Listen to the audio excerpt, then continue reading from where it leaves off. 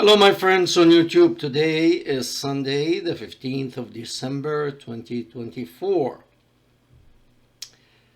Today's video may be for adult only. I'm hesitant because we'll talk about Syria, but again, you are talking about Islam and you never know. Okay, so I leave that up to you if you have any children in the room. Okay, today's video concerning Syria, and many people probably will ask many questions because this region is far away from many people, and many people don't know about that. So this video is for you. The title of the video is restoring or rather modifying the image of Islam, or polishing the image of Islam. The reason I'm making this video is actually a response for that interview that was between CNN anchor and Al-Julani, or the man who tumbled the Assad regime in Syria. This is a really, it's like a spider web. If you are not aware of the culture and the history and what's happening in this region, it is very hard to comprehend why people are killing each other in this region with this magnitude, and it looks like it's endless violent cycle. I agree.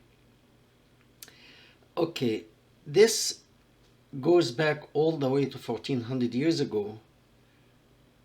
The struggle between two Islamic factions, the Muslim Sunni and the Muslim Shiite. At the end of the life of the founder of Islam, he said very important thing, that his main disciple, or the two most influential disciples, did not allow him to say. On his deathbed, he said, I would like to write a message that if you keep it, you will never lose your path in life. And the second caliphate, Omar, he was not a caliphate then, but he said, no, we have the Quran. That's it, enough, sufficient. Practically told him to shut up. And that we don't know what he would have what he would have written, but he accumulated wealth. All the invasion that he did, he accumulated lots of wealth. He didn't have a son, but his nephew was married to his daughter. If I never had a son and I trusted my nephew who followed me all these years from the beginning, then most likely I will designate my inheritance to them, to my nephew and my daughter. And he had two grandsons from his daughter. One was named Hassan, and the second one named Hussein. Remember that name, Hussein. Most Shia people call their sons either Hassan or Hussein or Ali. So, after the death of the founder of Islam, the group that denied the founder to write his final message fought against the daughter of the founder and her husband, his nephew, to death. They killed each other. And this is the beginning of this ideology. Is a struggle. Who can sit on the throne? Who has the authority and power? Who has the money? Okay, now I tell you, remember that name because we had a president here in the United States of America. His name was Hussein Obama, and that's very important because to me he appeared to be a Muslim Shiite. Why? Because he went to Iran and he supported Iran and he gave them money, lots of cash. Okay, and this did not play well with the Muslim Sunni, and back then it was Saudi Arabia, Qatar, and all the Muslim Sunni countries with oil. They had a lot of influence. They didn't like that very much. Because then Iran, which is primarily Shiite Muslim, will be strong enough to fight the Muslim Sunni, primarily in the Gulf region. So they didn't like that very much. And for Obama to say that he is a Christian, oftentimes I heard him, he's saying he's a Christian. But again, Shiite are the most people to use something called taqiyya. If you don't know taqiyya, you can Google it.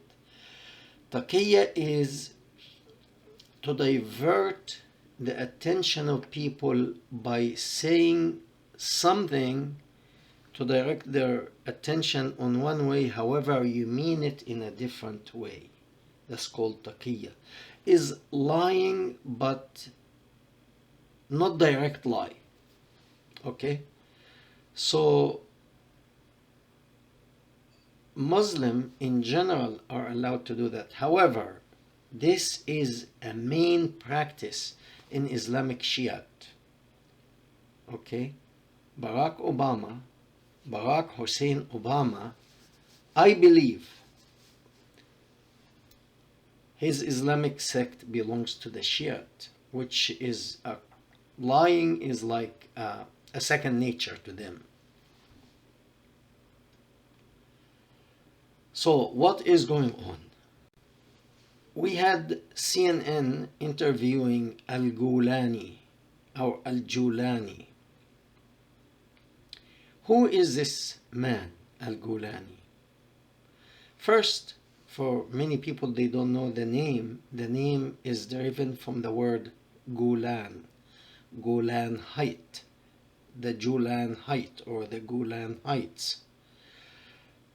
This is a Syrian area. It belonged to Syria until 1967, when the president of Egypt back then, President Nasser, he had the idea to drive the Jews to the sea, drown them in the sea, burn them, and get rid of them. Nonetheless, he, the king of Jordan, and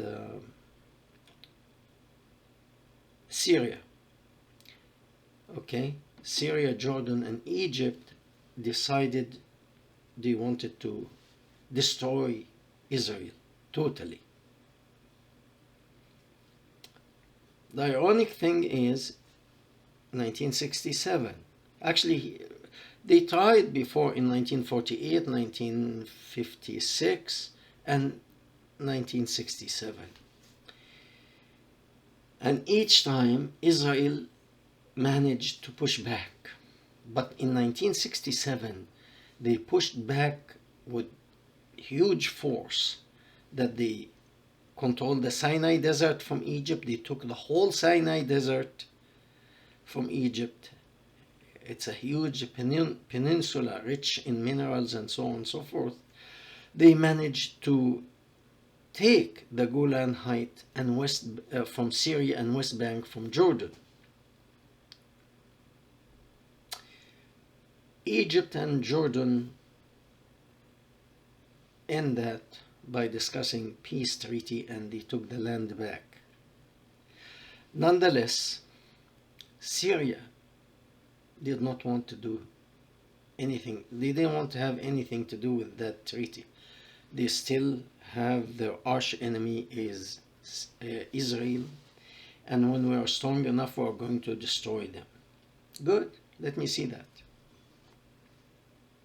This is really strange. However,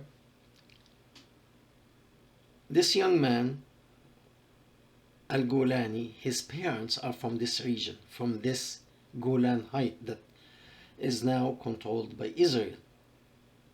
So I'm very sure he has some yearning and feeling, and probably relatives living in this region now.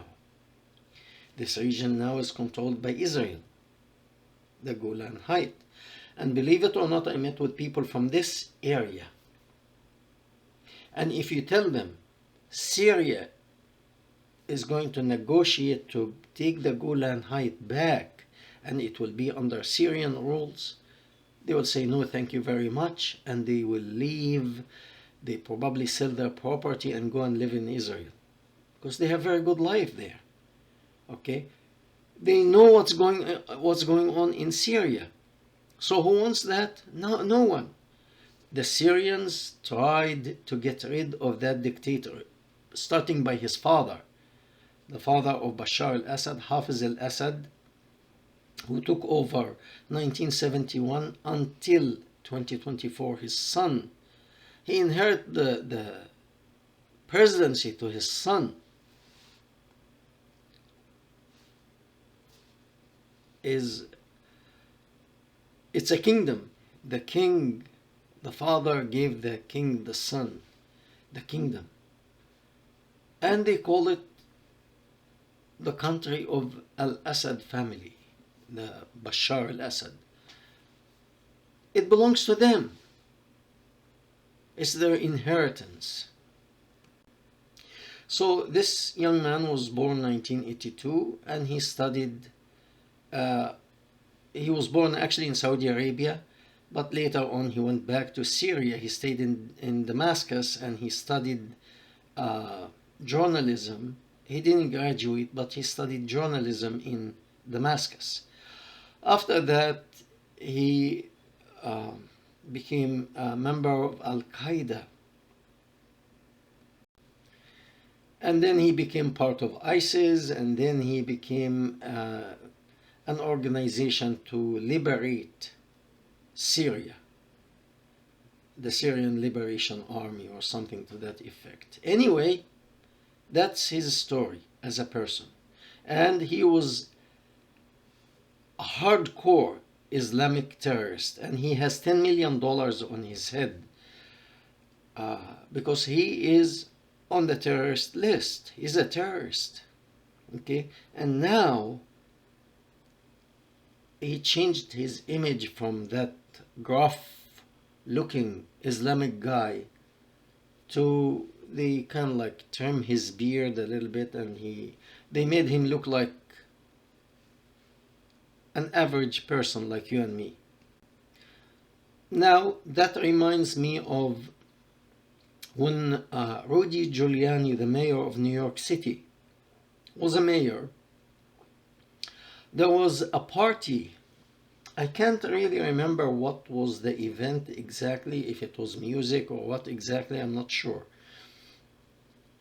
But the event was in New York City, and there was many leaders meeting in New York City after September 11th.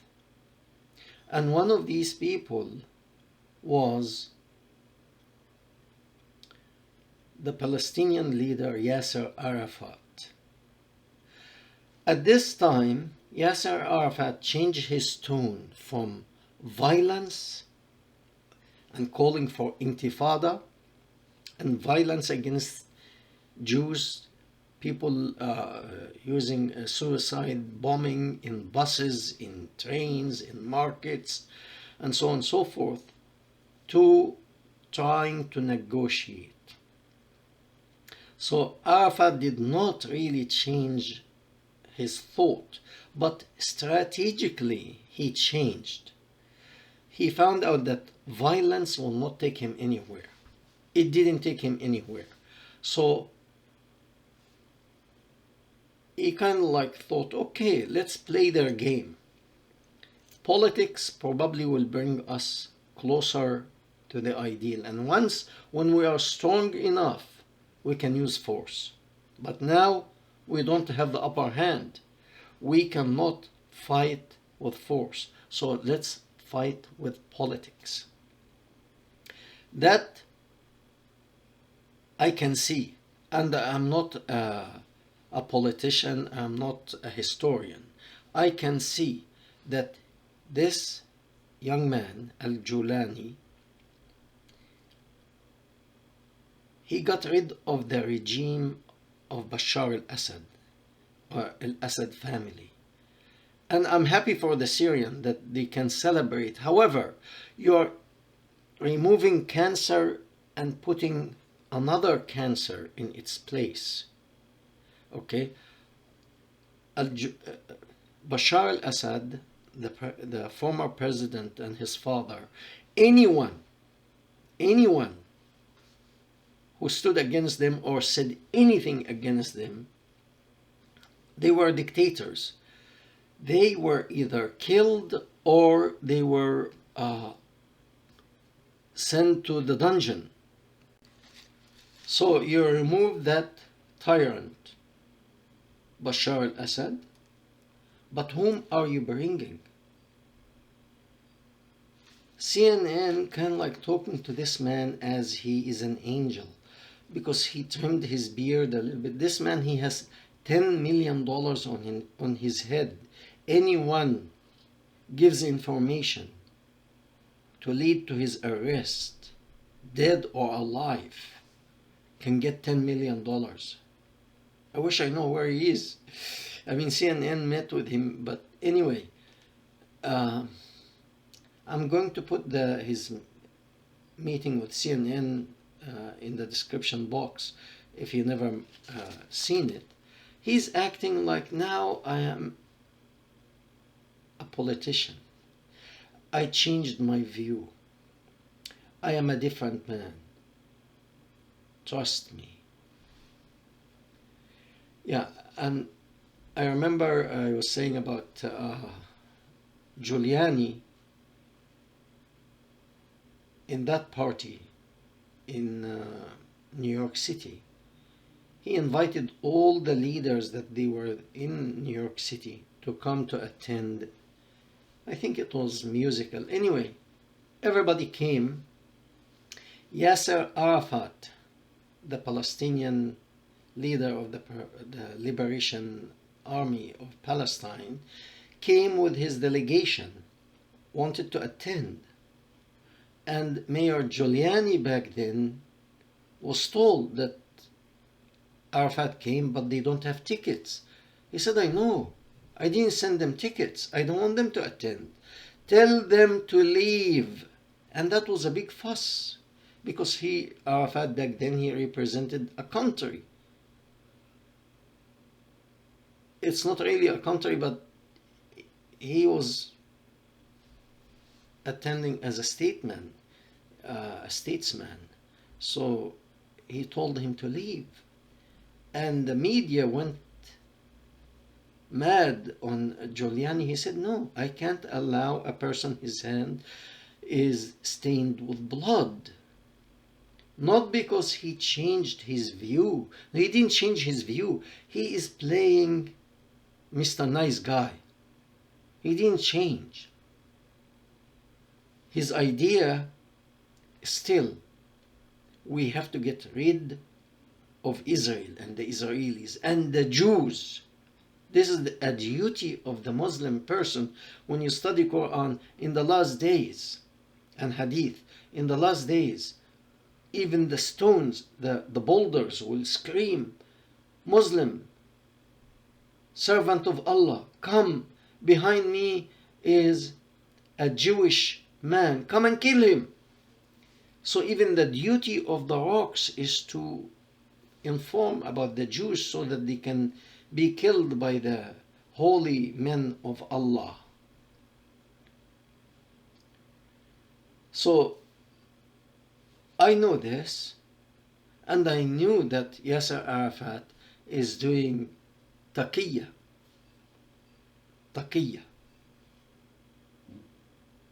changing his speech, but inside he is the same. And the same thing happening with this man, Al-Gulani or Al-Julani. He got rid of Al-Assad. Okay, but what are you bringing? Islamic Sharia law. What's the difference? You are removing one dictator and bringing another one, and CNN is meeting with this man like Syria has an out now. No. I don't know if Yasser Arafat fooled the people in New York, but he couldn't fool Giuliani. Al-Julani, maybe I'm not sure, maybe he fooled CNN. But as long as, because after he got rid of Al-Assad, he prayed in the largest historic mosque in Damascus.